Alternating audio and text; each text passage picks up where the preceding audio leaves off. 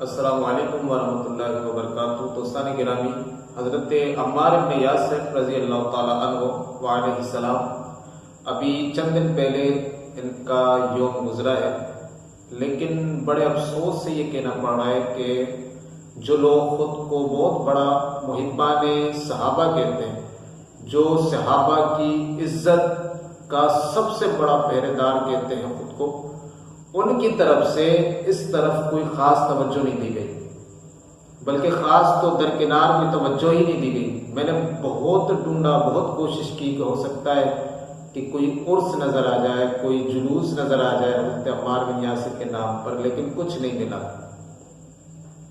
تو اس کی وجہ کیا حضرت عمار بن یاسر کوئی خاص صحابی نہیں تھے؟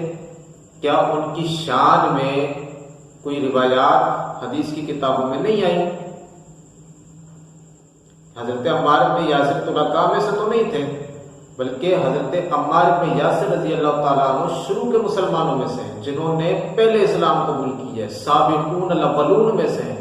یہاں تک کہ صحیح بخاری میں روایت ہے، حضرت عمار خود فرماتے ہیں کہ جب میں مسلمان ہوا تھا، جب میں اسلام لایا تھا، تو نبی کے ساتھ میں نے 5 غلام، 2 عورتیں اور ایک حضرت ابوبکر صدیق رضی اللہ تعالیٰ عنہ کو دیکھا۔ یعنی حضرت عمار بن یاسر اس وقت اسلام لائے تھے جب نبی کے ساتھ صرف 8 لوگ تھے، یعنی ظاہری اسلام لانے والے صرف 8 لوگ تھے، اور 90 خود حضرت عمار بن یاسر تھے رضی اللہ تعالیٰ عنہ۔ تو بھائی اس وقت کے مسلمان ہیں، سابقون الاولون میں شمار ہوتا ہے، جن کے بارے میں اللہ تعالیٰ فرماتا ہے سورۃ توبہ کی آیت نمبر 100، اللہ فرماتا ہے والسابقون الاولون من المہاجرین والانصار والذین اتبعوہم بإحسان رضی اللہ عنہ ورضوا عنہ۔ اللہ فرماتا ہے اور انصار، مہاجرین اور انصار میں سے وہ جو سابقون الاولون ہیں، پھر وہ جو ان کی اتباع کرے بھلائی کے ساتھ، اللہ ان سے راضی، وہ اللہ سے راضی۔ یعنی کہ سابقون الاولون جو صحابہ ہیں، ان کو وہ مقام حاصل ہے کہ جو ان کی احسان کے ساتھ اتباع کرے گا، جو ان کی بھلائی کے ساتھ اتباع کرے گا، ان کی پیروی کرے گا، اللہ تعالیٰ اس سے راضی، وہ اللہ سے راضی۔ یعنی قرآن نے ان کو یہ سند عطا کی، حضرت عمار بن یاسر کو بھی یہ شرف حاصل ہے کہ وہ سابقون الاولون میں سے ہیں، یعنی حضرت عمار بن یاسر کی بھی جو بھلائی کے ساتھ پیروی کرے، ان کی اتباع کرے، تو اللہ تعالیٰ اس سے راضی ہے۔ اچھا، تو اب آپ مجھے یہ بتائیں کہ جو حضرت عمار کی مخالفت کرے، جو ان کے ساتھ برا سلوک کرے، تو خیر حضرت عمار بن یاسر رضی اللہ تعالیٰ عنہ کو بہت بڑا مقام حاصل ہے کہ وہ سابقون الاولون میں شمار ہوتے ہیں، یعنی شروع کے صحابہ میں سے۔ حضرت عمار بن یاسر وہ عظیم شخصیت ہیں کہ بخاری شریف میں حدیث نمبر 3743 میں کہ حضرت علقمہ رضی اللہ تعالیٰ عنہ شام کی طرف گئے، پس جب وہ مسجد میں داخل ہوئے تو انہوں نے اللہ تعالیٰ سے دعا کی کہ یا اللہ مجھے نیک ہم نشین میسر کر، اچھا ساتھی میسر کر۔ تو ان کی ملاقات حضرت ابو دردہ رضی اللہ تعالیٰ عنہ صحابی رسول سے ہو گئی۔ حضرت ابو دردہ رضی اللہ تعالیٰ عنہ نے علقمہ سے پوچھا کہ تم کہاں سے ہو؟ انہوں نے کہا میں کوفہ سے ہوں۔ تو انہوں نے سوال کیا حضرت ابو دردہ نے کہ کیا تم میں وہ شخص نہیں ہے جو رسول اللہ صلی اللہ علیہ وسلم کے ان رازداروں کو جانتا تھا جن کو ان کے سوا کوئی اور نہیں جانتا، یعنی حضرت حذیفہ؟ تو حضرت علقمہ نے کہا کیوں نہیں؟ پھر حضرت ابو دردہ نے کہا کہ کیا تم میں وہ شخص موجود نہیں ہے جس کو اللہ نے اپنے نبی کی زبان پر شیطان سے محفوظ رکھا ہے، یعنی حضرت عمار بن یاسر رضی اللہ تعالیٰ عنہ؟ تو حضرت علقمہ کہتے ہیں کہ کیوں نہیں۔ آگے بھی روایت ہے، تو یہاں پر بخاری کی روایت ہے، حضرت ابو دردہ فرماتے کہ کیا تم میں وہ شخص موجود نہیں ہے جس کو اللہ نے اپنے نبی کی زبان پر شیطان سے محفوظ رکھا ہے، یعنی کہ حضرت عمار بن یاسر وہ شخصیت ہیں کہ جن کو اللہ تعالیٰ نے شیطان سے محفوظ کر دیا ہے۔ آج کل ہم کہتے ہیں محفوظ عن الخطا، آج کل تو ہر کسی کو محفوظ عن الخطا بنایا ہوا ہے نا، ہر چھوٹا بڑا سب ہر قسم کا مولوی جس کو لوگ کچھ چند لوگ پسند کرنے لگ جائیں تو وہ محفوظ عن الخطا ہو جاتا ہے۔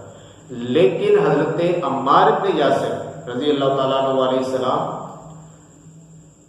کو یہ سند ملی ہوئی ہے، صحیح بخاری کی روایت ہے صحیح روایت ہے کہ حضرت عمار بن یاسر محفوظ عن الخطا ہے، شیطان کی شرارتوں سے، شیطان کی شر سے محفوظ ہے، اللہ نے انہیں اپنے نبی کی زبان پر محفوظ رکھا ہے، تو وہ شان ہے حضرت عمار بن یاسر کی۔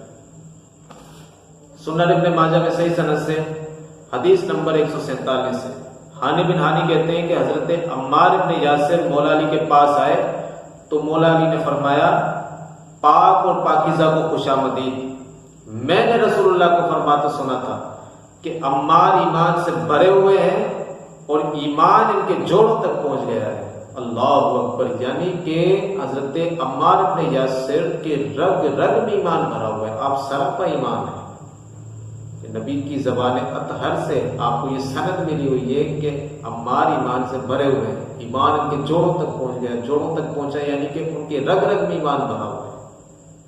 تو حضرت عمار بن یاسر سراپا ایمان ہے، صحیح سند کے ساتھ روایت ہے، یہ نظر کیوں نہیں آتی؟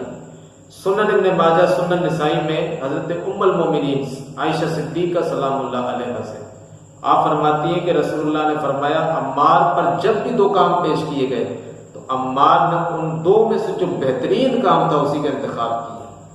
یعنی نبی ان کی تعریف کر رہے ہیں کہ عمار پر جب بھی دو کام پیش کیے جاتے تھے تو جو بہترین کام ہوتا تھا اسی کا انتخاب کرتے تھے۔ ایک اور روایت صحیح سند کے ساتھ سنن ترمذی میں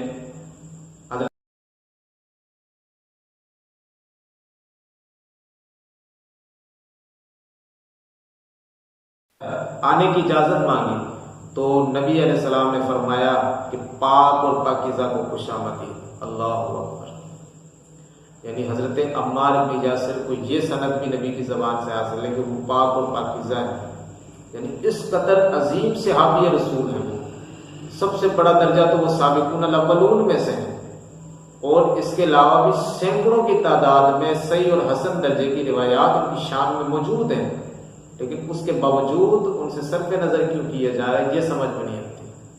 ان سے جو کم درجے کے صحابہ ہیں، جو بعد کے صحابہ، بہت ہی بعد کے صحابہ ہیں، ان کا چرچا تو ایسے کیا جاتا ہے کہ ان کے علاوہ تو کوئی ہے ہی نہیں۔